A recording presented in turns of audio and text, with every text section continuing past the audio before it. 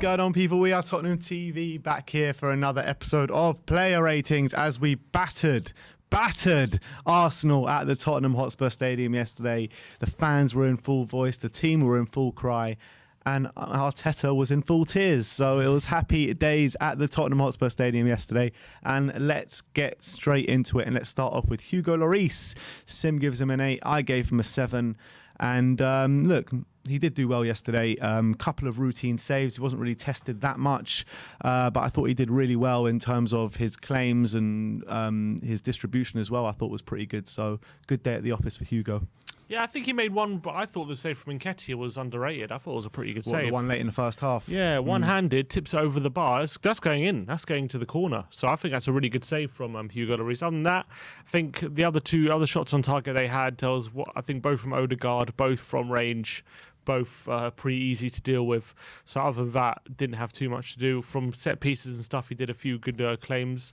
There was one moment, I think, in the first half, there wasn't it, when he kind of dropped the ball. And wasn't that really early on? Or wasn't that before all the madness? Yeah, it was right near the beginning, wasn't it? He dropped the ball and it nearly cost us, but he managed to look, there were a few nervy moments from him right at the beginning, from passing out the back and stuff like that. But all in all, it was a good display, to be fair. Yeah, I think after that, especially after the first goal, was very calm, very assured. And when the big save came, he made it. Let's move on to big patron Sanchez. Sim gives him a 7 and I gave him an 8. A very nervy start at the beginning. You could see, he just got drafted in at the last minute with some nervy moments on the ball, which we've come to really expect from Davinson Sanchez. Some dodgy passing in the first 5-10 minutes. But I felt he more than grew into the game. I thought he actually had a really good display after that. He was strong at the back. His passing was on show as well. And they couldn't get any spare change out of him. Yeah, and obviously he was involved with the third goal. Really good fizz ball into Harry Kane, which we got the third goal with. And I thought he grew into it really nicely. I think his first touch was like attempted pass. I went straight out for a throw, and you're like, oh god. His first 3 touches were tragic. Yeah, you're like getting a bit more nervous, but I think he was fine at the end of the day. I think Martinelli down his side, that was the side they were probably getting most joy, Arsenal, but they didn't really get much joy throughout of it. Martinelli, did they get a shot in the end of the day? They did get in behind a couple of times, but I think Sanchez overall was really, really solid, and I think he helped the team really well. So good performance and good him coming in, stepping up. Absolutely. Which moves us on to Eric Dier. 8s all round from us, and I thought it was another really good commanding display from Eric. No one beat him in the air all day long, on the floor as well. I thought he was distributing it quite well, and I mean it was a very solid display, just a bit like similar to his one at Anfield last week. And surely that England call-up's got to be coming soon. Yeah, another really strong showing. A lot of people doubting him, like from opposition fans wise, talking to Arsenal fans for the game, they seem to dismiss him as a player who's no good and stuff like that. But no, look, he's been very consistent this season, especially since Conte's come in. I think he's been excellent. Very gone are those stupid mistakes. He's a very, very solid defender now. And Nketiah, all he had to try and dive to try and win a penalty. That's the only thing he could do against him. Other than that, he had absolutely nothing. He was very composed. Obviously, he played the long ball through, which got holding his red card as well. That was a ball from Dier. His passing was pretty solid, I felt. Could maybe be a bit more adventurous with his passing, maybe a few balls into the forwards. But other than that, I thought really solid too. Yeah, well, definitely after 50 minutes it wasn't. Which moves us on to Ben Davies, the last of the back 3. 8s all round from us, and it was another really strong display from Ben Davies following on from that Anfield display. He set the tone, didn't he, in the first 15 minutes with a really crunching tackle. I can't remember who it was on, but he did get a yellow card for it, and just nothing got past him the whole day. His side was pretty much nothing came down that side the whole day, and he was a massive part of that. And I thought he showed a bit of adventure getting forward time and again as well. So another really strong display from Benny Davies. Yeah, and I thought really accomplished as well. Up against Bukayo Saka, I thought Saka got the better of him early on a couple times, and he ended up getting booked for one of his pullbacks on Saka. He was being pressed quite effectively. But once that subsided and we managed to get up the pitch a bit, he was the one dictating it and in that battle. And I thought he was playing some really good passes into midfield, infield. He was getting wide out left and supporting the attack as well. Didn't get many crosses in the box, but he was definitely being an option. He made Arsenal, the backline, think a lot more. And then going back the other way, I thought defensively Saka had absolutely nothing, and Nketiah as well. They were absolutely anonymous, and I thought he did really well stepping into midfield when needed. So really good display from Ben Davies.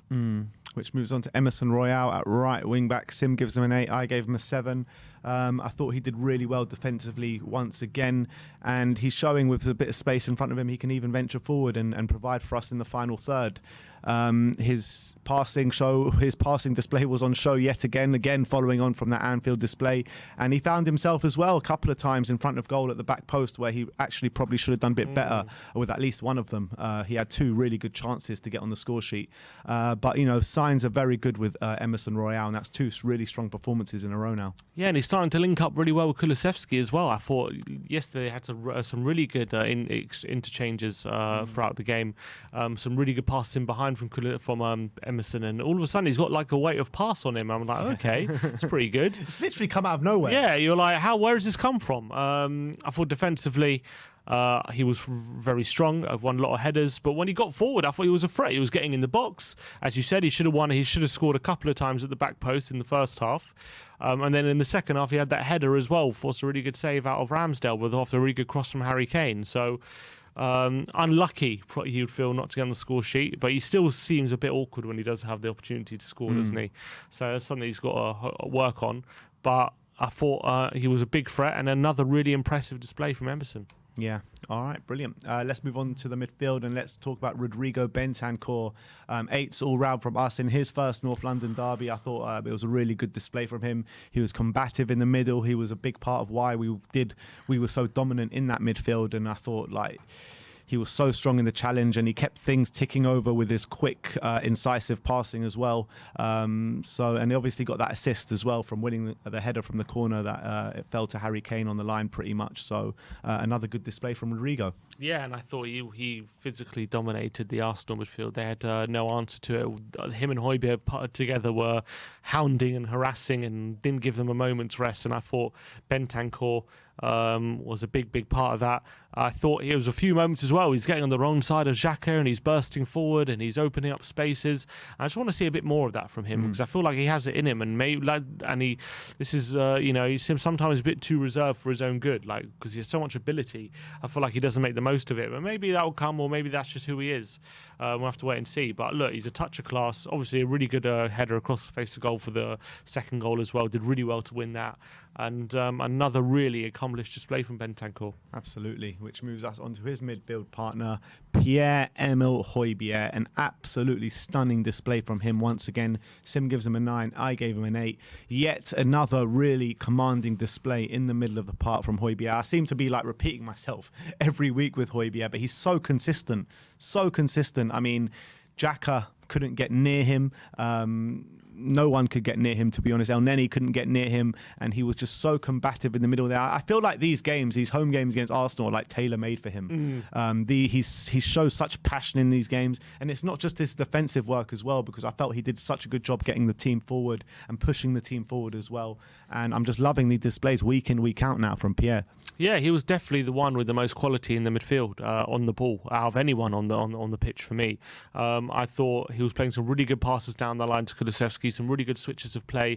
One thing I like about Højbjerg is when he does press half the pitch, he always seems to press with real intent in a sense that if he does win the ball, he kind of knows where he wants to play it before he's won it, and that puts us in a lot of very good situations a lot of the time when he does win the ball in either in the midfield or high up the pitch. He kind of has a picture in his head where he wants the ball to go before he wins the ball, and it's really, really impressive. Obviously, in terms of tackles, interceptions, that kind of stuff, brilliant. He was covering every blade of grass definitely in around the middle third, and I thought, for me, he was a level above any other centre mid on the pitch yesterday, so I thought brilliant. which moves us on to Ryan Sessegnon, left wing back. Sim gives him a 7. I gave him an 8, and I was really impressed with Sessegnon yesterday. Defensively, absolutely spot on, and even going forward, I thought he should have at least had an assist to his name or two. He put that ball over to HeungMin, which he should have done a bit better with, and he also laid one on for Emery Royale as well, which I was talking about before, where he could have done better. So I thought Sessegnon, another week, another player in his back pocket, this time Bukayo Saka, and I'm loving Ryan Sessegnon. It feels like he's growing in confidence now, week on week. Yeah, another really good display from Ryan Sessegnon. Unlucky not to that Son kind of scuffed that finish, because that could have been another assist for him. He did get forward fairly well. I'd just like to see a bit more of him getting forward. I feel like he just picked his moments. But I think, to be fair, I think he did a good job with that. Whenever he did get forward, he was a threat. And defensively, Saka had nothing. Saka really was anonymous apart from the early minute exchanges of the game. And Sessegnon, made like a few times. Sessegnon was able to outmuscle him, make sure it goes out for a goal kick or get a tackle in.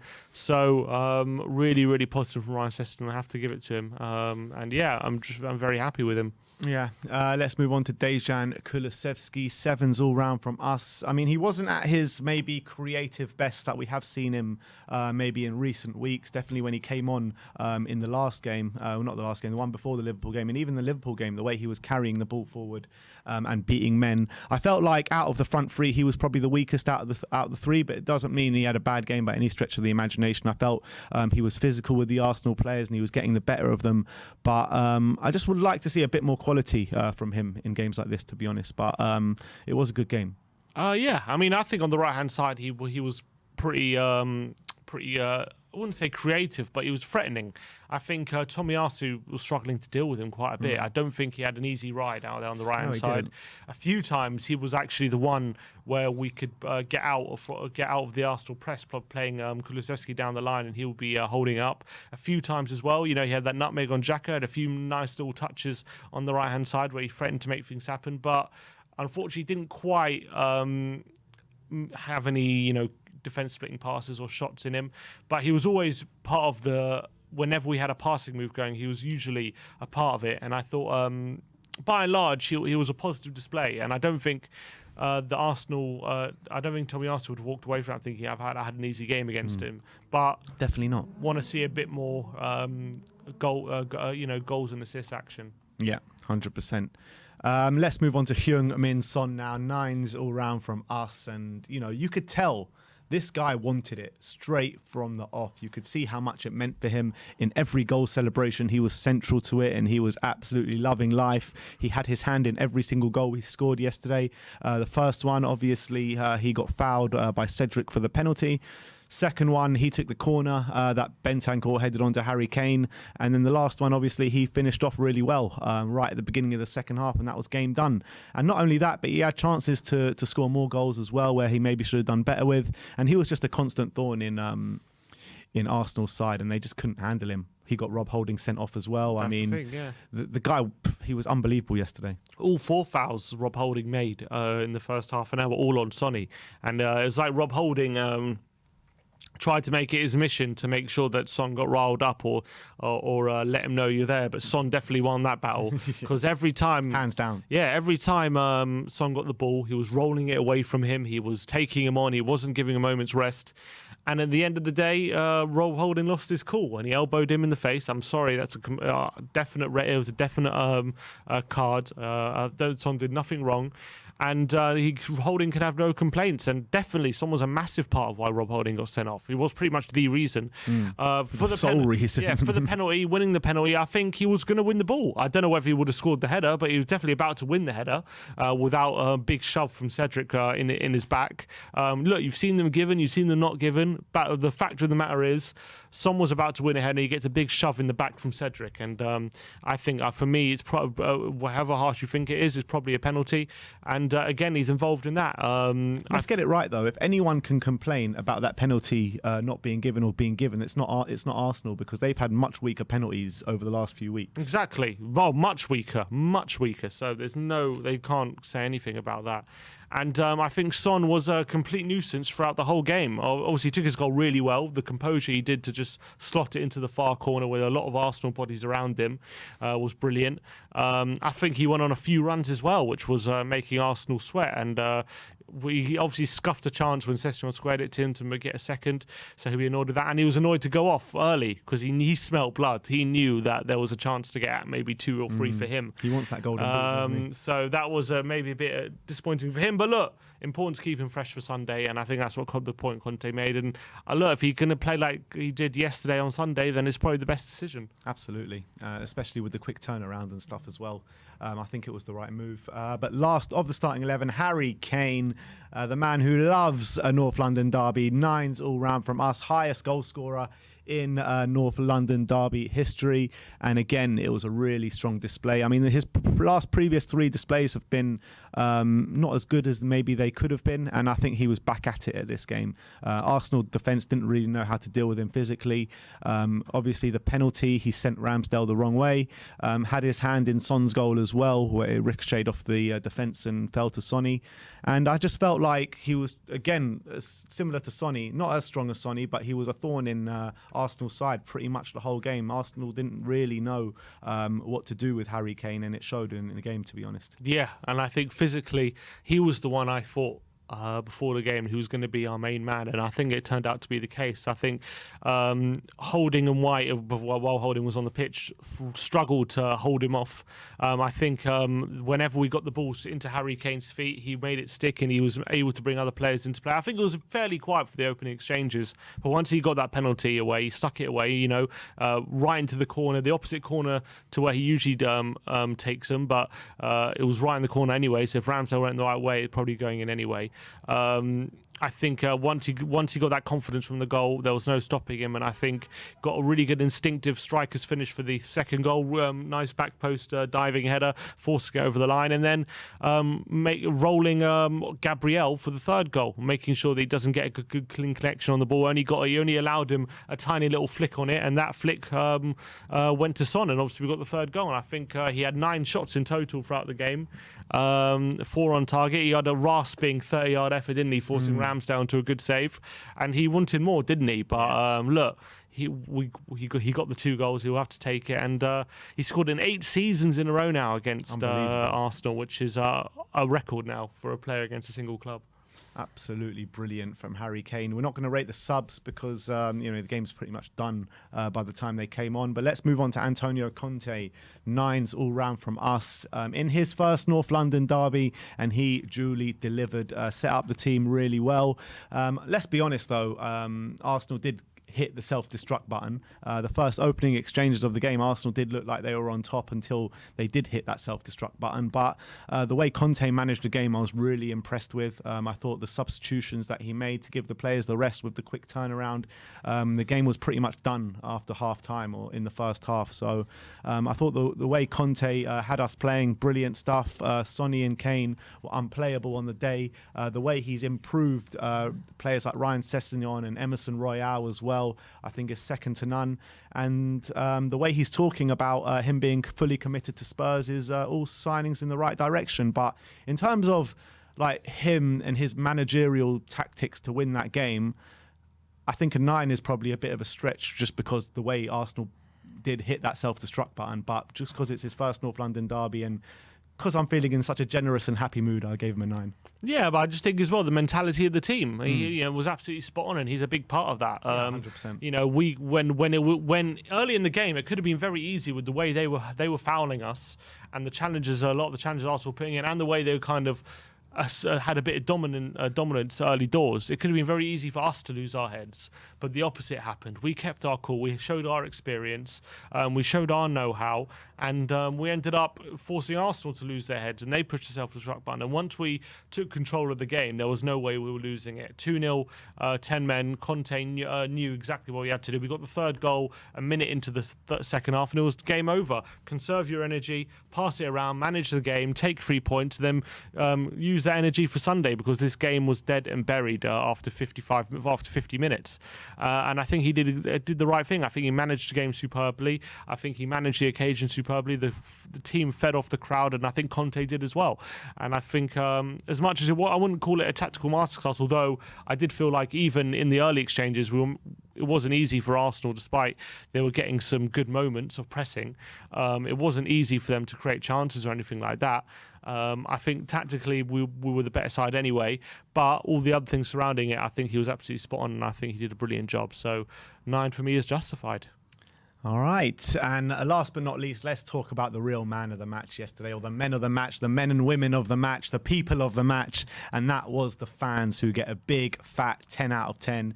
We got to the ground about 2.5 hours before kickoff, and it was already buzzing on the high street with hundreds of people, maybe even thousands, lining the streets, flares everywhere. And you could just sense inside that stadium it was going to be absolute mayhem. And that's exactly what it was. The fans did not stop and not let up for the whole 90 minutes, even the 2 hours prior and after the game.